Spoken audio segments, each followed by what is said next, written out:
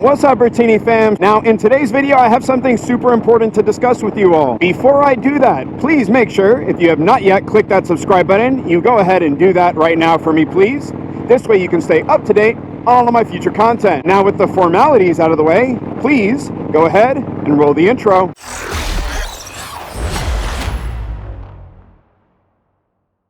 I just want to start out by saying it is such a beautiful, beautiful day out today. Whoa, what is going on over there? Okay, that was a little weird. Whatever, I'm not judging. I do a lot of weird stuff too. Anyway, so something very important that I want to talk to you all about. So recently, I've actually been thinking of ways to obviously further reduce my bike. Now, as many of you already know, I've removed the complete stereo and entertainment system off of my Street Glide because I don't need it. I never used it. I ride with a full face helmet on, so I can't hear any music that the bike's putting off anyways. I use my Senna 50S, and that's how I listen to my music. So I've been thinking of ways to further reduce my Street Glide. One of those ways potentially was to convert my Street Glide into a Road King, which is kind of funny because most people actually do the opposite thing. They convert their Road King into Street Glides. Well, I was talking to a buddy of mine, Eric, over at Trask Performance. Him and I were discussing it, and he was asking me like, why do you want to do that, dude? You're going to miss your fairing. And he has a valid point. I probably am going to miss my fairing. But then I was thinking, of course, I could go with one of those, Road Warrior fairings from Memphis Shades,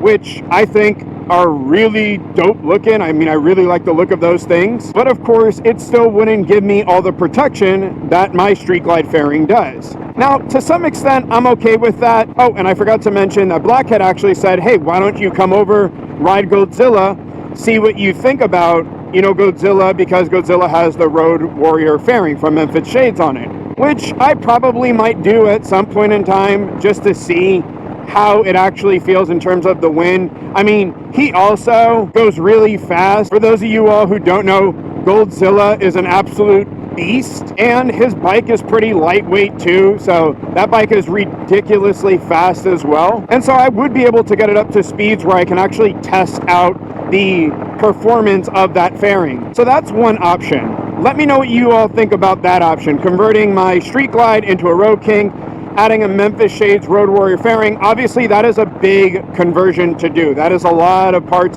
I know it sounds like it's probably super simple, but it really isn't. There's a lot of stuff that I'd have to do. Gauge relocation, figure out a way for my fuel to be displayed somehow.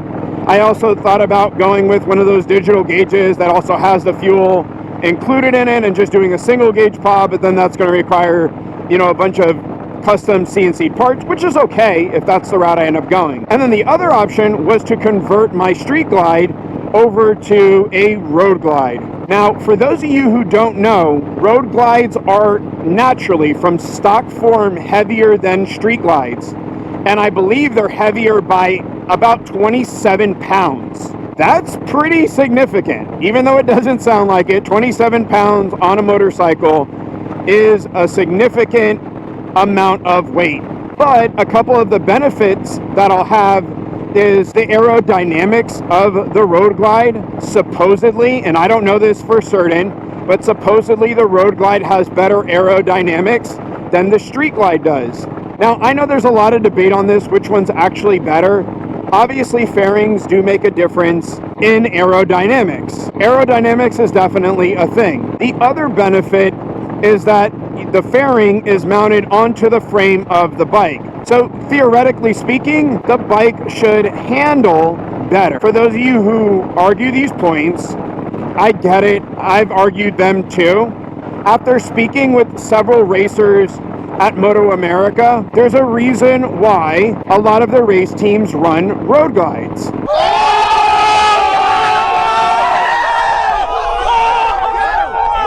Now, granted, I am not a capable enough rider to be able to push any of these bikes to their absolute limits around twisties or on a track. So I understand that. Now, I have done motocross, and so it's not like I'm completely dumb to how bikes handle, but obviously dirt is different than tarmac. But the one thing I do like I said, is the aerodynamics. So this is where I need your help. I need you all to let me know in the comment section down below what you think I should do. And I want to do a test on this and see what you all as a community think I should do.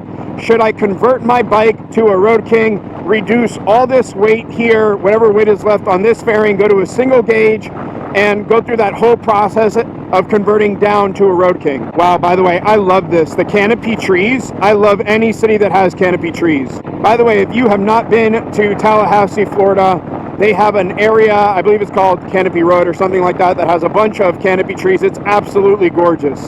Definitely, if you're in Florida, you want to go and ride through there and check it out. Getting back to what I was saying, or do you think I should go ahead and convert my bike over to a road glide? Or should I just do the most simplistic thing and leave it as a street glide?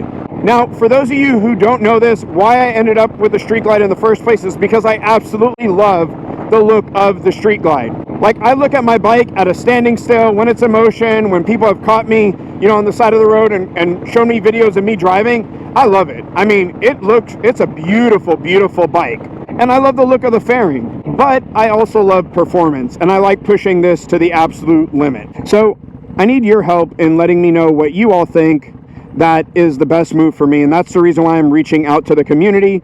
Specifically, if you have a performance bagger, that would be even ideal for you to comment and let me know what you all think, because obviously you probably have a similar mindset to me.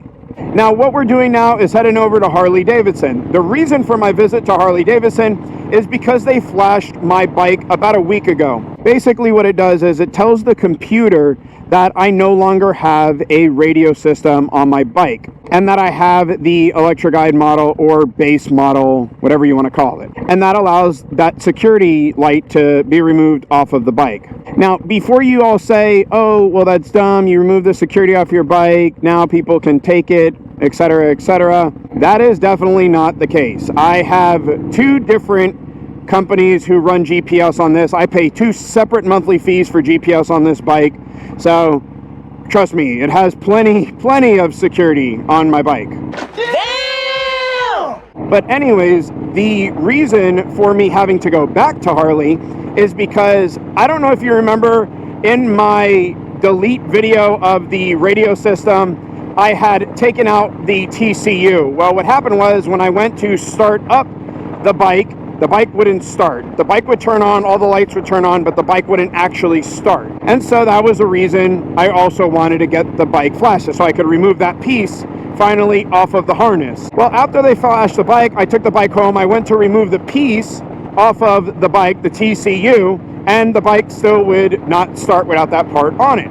Hence the reason for me going back to Harley. Now, I called up service immediately at Harley, specifically Gator Harley-Davidson. I spoke with Eric, and Eric, by the way, a different Eric. This is not Eric Larson, my buddy at Trust Performance. This is a different Eric, buddy. And I spoke with Eric, and I told him, he said, dude, just bring it back. You know, obviously we'll warranty that, and we'll get it taken care for and get that piece removed off the bike. So that's exactly what I'm doing today. This weather is really nice. It's probably about 71 degrees out right now, and really nice. It's not too sunny here in Florida, so we're really loving this day. It's a perfect day to get on and ride. So I'm sure Gator Harley-Davidson will be able to take care of me and get me situated and get that TCU off my bike. And then, of course, I'll be able to give you a really nice update and let you know what all you need to do in order to get that TCU off of your bike, and what all they had to do in order to get that done. So stay tuned in.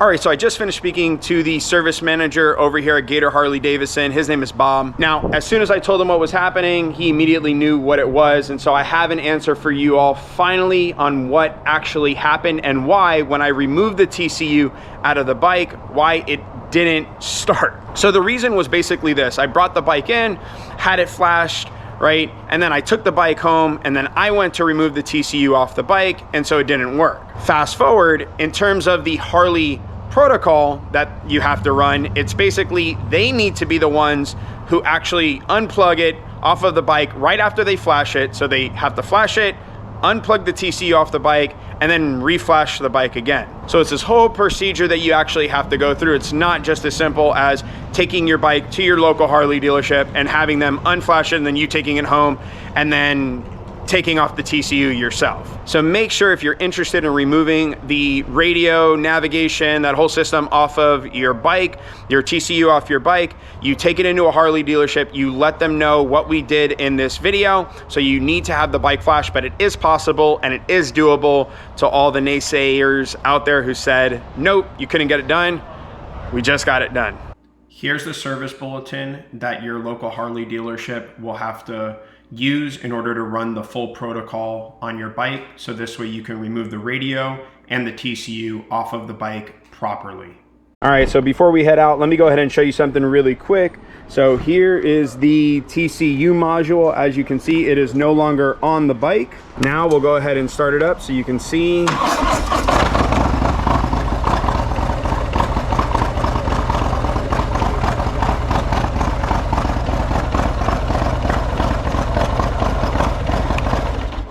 So as you can see, everything functions as normal. So Gator Harley Davidson was able to get this taken care for. With that being said, let's go ahead and jump back on the bike and head back over to the house. Let me tell you, I can't express how happy I am that now that that situation is taken care for. It's good that that's one less thing now on my mind. Once again, if you can do me a really big favor and let me know in the comment section down below. I'm really interested to know what the community thinks about converting my bike to either a Road King or to a Road Glide. I could really use your help.